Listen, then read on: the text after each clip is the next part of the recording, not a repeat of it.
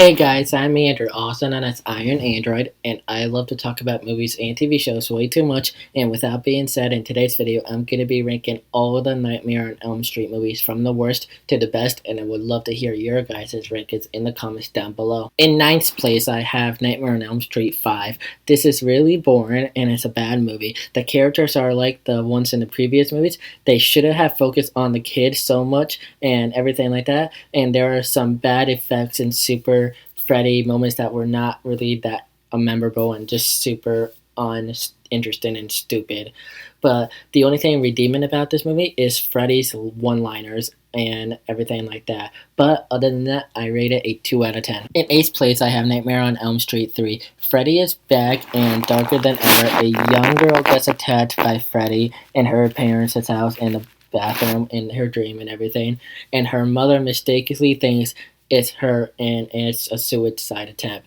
So she gets sent to an insane asylum. There she meets a community with other people her age and who are also going through the same thing, dilemma and everything like that. Nancy from the first movie shows up to help the teens out. Well written and planned out and everything like that. It's very scary, creepy, special effects. Also, Freddy goes and the entire cast, which I think is super interesting. So I rate it a 3.5 out of 10. In 7th place, I have Nightmare on Elm Street 2. This is a bad sequel, but Freddy is at the party with pretty cool effects and everything because he shows some amazing skills, and the bus scene was pretty cool, and Freddy was pretty scary, more scarier in this one than he was the first one.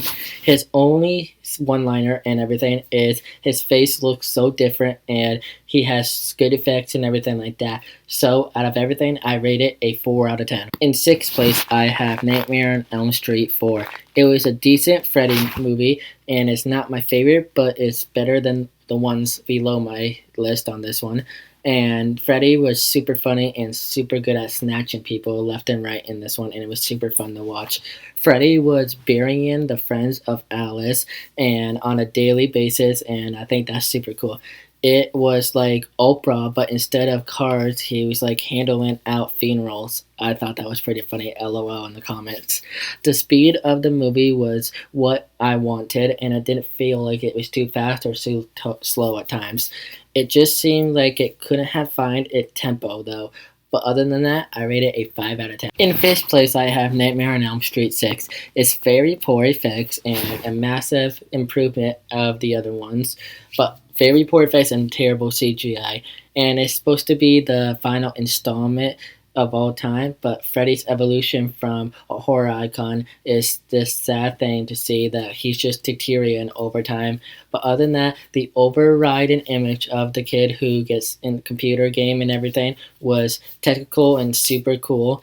Every series of a franchise always has to dip through and just milk it until there's nothing left and everything. And this is the movie that does it for me, which is why I rate it a 5.5 out of 10. In 4th place, I have Nightmare on Elm Street 7, a movie that was way ahead of its time. Wes Craven comes back to try to re-solidify Freddy as a complex psychopath thriller where the entire cast here is playing themselves. Like Seth Rogen is the end and everything, and Robert Elju, sorry if I butchered the name, brings new life back to the Freddy character and makes a lot of ruckus and terror for all the cast members and crew on set who are working on this film and everything like that.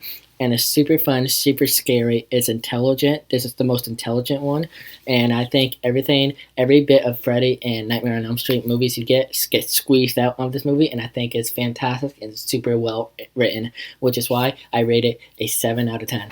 In 3rd place, I have the first Nightmare on Elm Street. Nightmare on Elm Street 1 is an interesting horror movie about a boogeyman that is able to decapitate people in their dreams or in real life and everything, and I kind of like the idea of that, and everything like that is super refreshful and it's something I've never seen before. It's super creepy and has an atmosphere of everything like that, and it's really interesting, and some of the acting was super good and kind of unrealistic at the same time. But other than that, I think it's super good and everything, so I rate it a 8 out of 10. In my runner-up spot, I have the Nightmare on Elm Street remake. As a horror film, this film does an amazing job. It has the scares, the killer to keep you on the edge of your seat. They gave the story a bit of a twist by not answering Freddy's true reason why he is after them over and write them off at the bat, which is super good. Also, the film gives you lots to admire when it comes to effects and CGI and everything.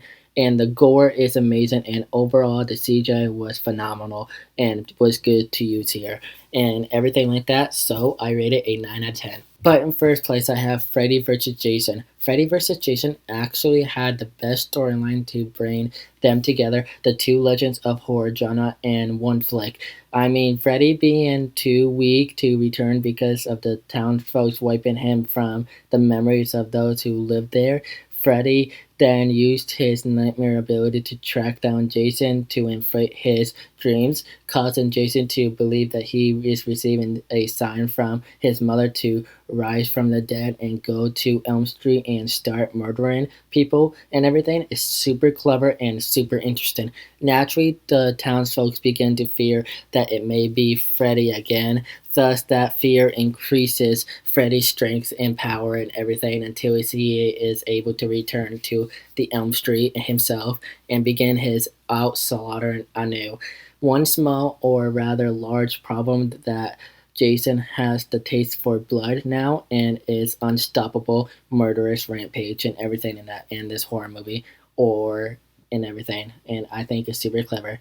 I mean, come on, it does not get any better than that. And I think everything is a 10 out of 10. And with that being said, guys, I'm Andrew, also known as Iron Android. And if you enjoyed this video and you want to see more like it, make sure you guys like, subscribe, comment, and turn on notifications so you don't miss a single upload. Also, if you haven't already, subscribe to my gaming channel and follow my TikTok. Link will be in the description for both of these things.